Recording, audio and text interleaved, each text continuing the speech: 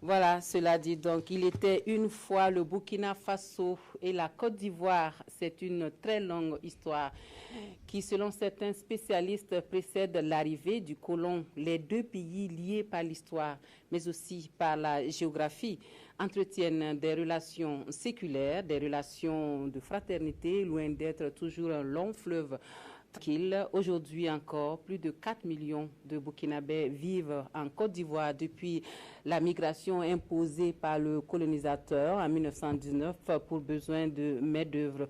Cours d'histoire donc sur deux pays frères et amis que tout unit dans ce dossier que nous proposent Salif Belem et Mounira Kéré. Ce n'est pas une simple formule diplomatique que de dire que le Burkina et la Côte d'Ivoire sont deux nations liées par l'histoire, la géographie et même par le sang.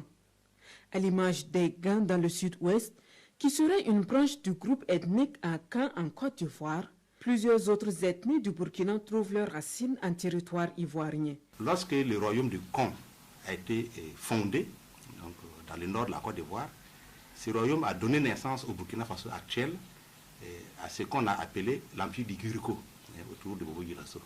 Alors ça veut dire qu'il y avait des populations apparentées qui se sont forgées des institutions de gouvernance, parfois les mêmes, et entre lesquelles il y avait une totale mobilité pour des questions de commerce, d'échange.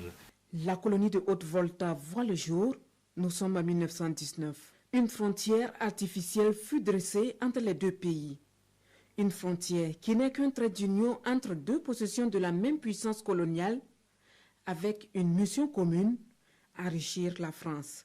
Dans la conception économique et même géopolitique du colonisateur, la Côte d'Ivoire devrait fournir à la France des matières premières, cacao, café, bois, etc. Mais pour le faire, la Côte d'Ivoire devait compter absolument sur ce qu'on appelait l'immense et inépuisable réservoir de main-d'œuvre voltaïque. C'est donc par ce canal qu'à partir de 1919, de milliers de voltaïques migraient vers la Côte d'Ivoire voisine pour travailler dans divers chantiers. Et en 1932, la colonie de Haute-Volta fut supprimée.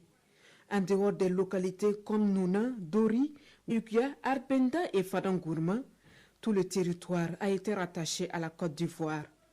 Une bonne partie des voltaïques est donc devenue ivoirienne du jour au lendemain. Il n'y a plus de voltaïques ni d'Ivoiriens. Il y avait des Ivoiriens habitant la base, capitale Abidjan, et des Ivoiriens dans la haute Côte d'Ivoire, créée en 1937, avec comme chef libre. Mais tout ça, ça faisait la Côte d'Ivoire. Sur 15 ans, tout le monde a été. La Haute fut restituée en 1947 et la communauté de destin a poussé les élites politiques des deux nations à se battre côte à côte pour l'indépendance du Côte. Les deux nations entretiennent des relations de complémentarité qui ont souvent évolué en dents de scie, marquées des périodes de vives tensions, mais aussi et surtout par des moments d'excellentes relations. Sous la République en particulier, l'amitié entre le président Houphouët-Boigny et le président Maurice Yaméogo est légendaire. Il y a eu, comme vous l'avez dit, une évolution en dents de scie, mais il n'y a jamais eu rupture en tant que telle. Bien au contraire. Bien au contraire, quand le feu brûlait au Burkina Faso, c'est la Côte d'Ivoire qui éteint. Et vice-versa.